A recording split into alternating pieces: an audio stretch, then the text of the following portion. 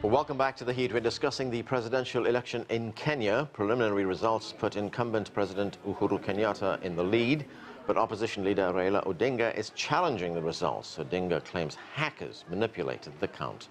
Kenya's election chief says he has confidence in the system, but says he will investigate the claims.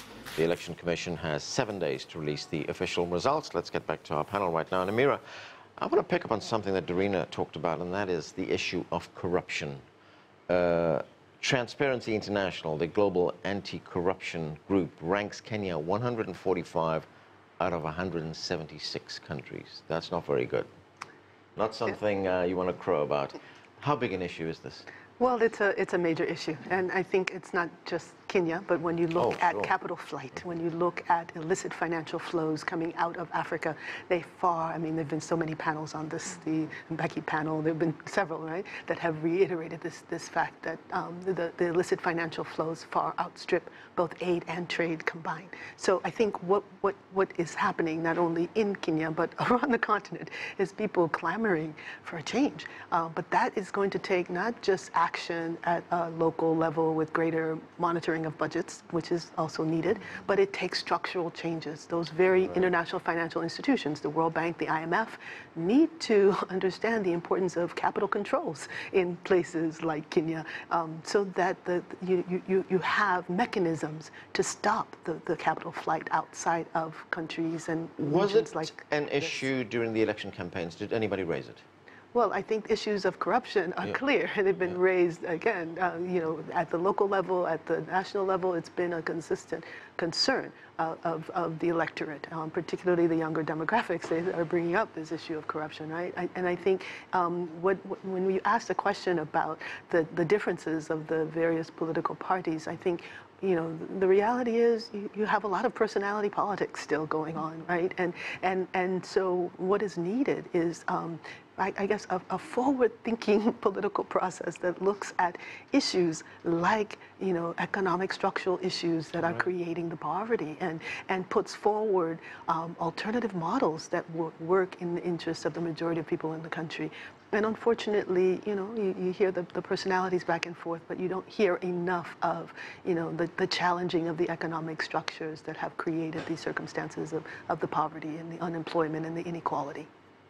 Nanjala, talking about the issues in this election, we hear a lot about the need to create jobs, about infrastructure development, about economic growth. But what about other things? One of the things that Dorina mentioned as well was things like access to education. This must be important for young people. I think that's a great question, and I think it's a real shame that it wasn't made more of a focal point during this election. Don't forget that this election comes hot on the heels of a massive doctor's strike that lasted almost 9 months.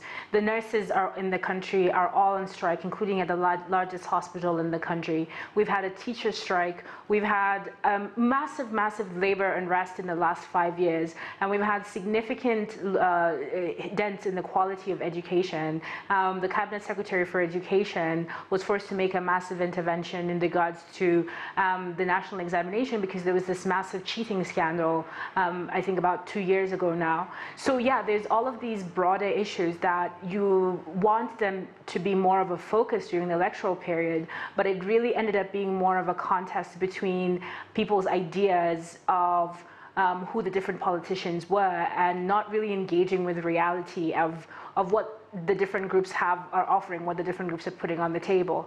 Even if you look at how the false debate, the presidential debate that wasn't, the conversation that was there was not really about what are your policies, what's on your manifesto. This was with Raila, who, after the incumbent Kenyatta didn't show up, he wasn't being pushed on issues. He was being asked about, this thing about violence and the ideas of who Raila is. And so I think that what we have is an inability to make issues a central focus of the political process in Kenya, which really robs the political process of its richness and makes it very difficult for voters to engage with it on a higher level than I like this guy because I know him from way back when, or his cousin is my cousin's friend or something like that. The personality politics don't get displaced by the issues as long as the issues are not part of the political campaign period.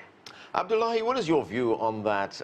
Do people vote on the issues in Kenya, or do they vote rather with their hearts, if I could put it that way, according to which candidate attracts them personally? Is it personality politics that dominate in Kenya?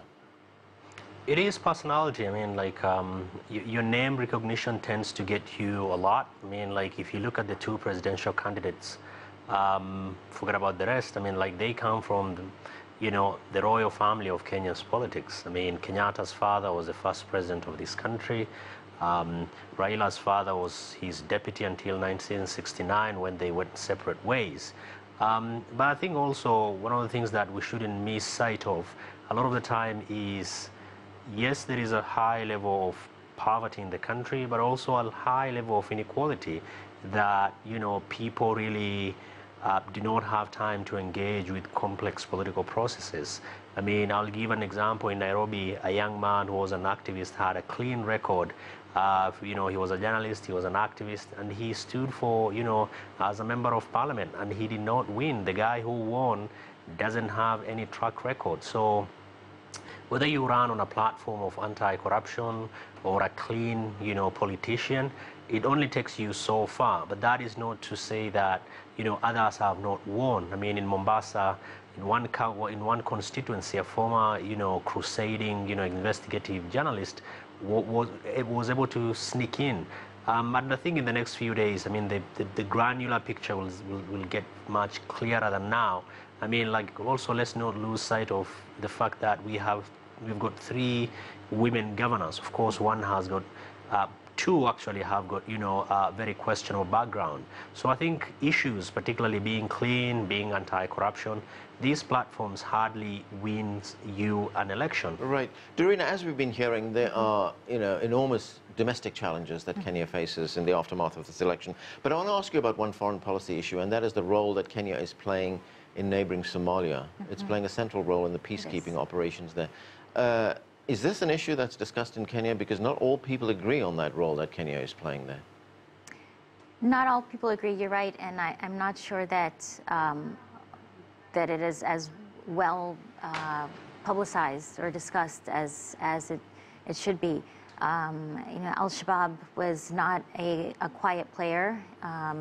There were concerns, a quiet player within the election. There were concerns that it might disrupt it.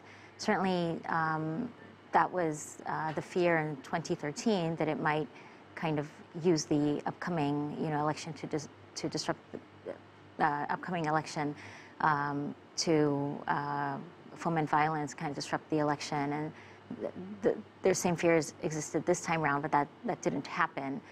But it is. I think the narrative is, that Kenya and some of the other surrounding countries are working positively in Somalia, but there are lots of other unknowns about Kenya's involvement there, namely, the number of fatalities, what has been the true cost of the country's intervention in Somalia that are not as robustly discussed. And Emira, neighboring countries must be looking at this election very closely. I mean, you've got unrest in Burundi, you've got the situation in Somalia right now, you've got instability in South Sudan as well. So I guess the Kenyans will have to show that they can maintain some kind of stability in it.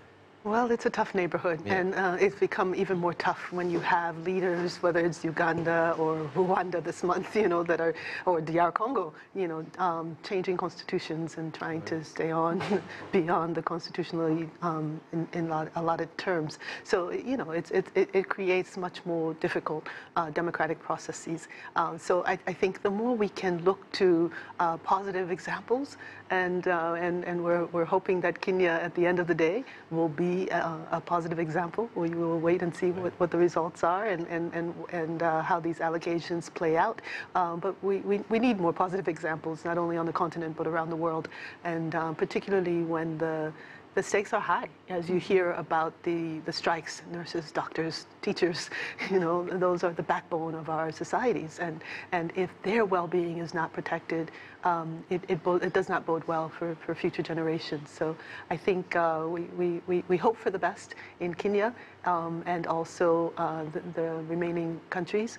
And we're hopeful also that as we talk about young people, that they will push forward a new vision for our governing institutions, but also for our democratic processes, and that you will have, whether it's a more free press or free social media technology, improving opportunities through which people can choose freely their leaders and then hold those leaders accountable.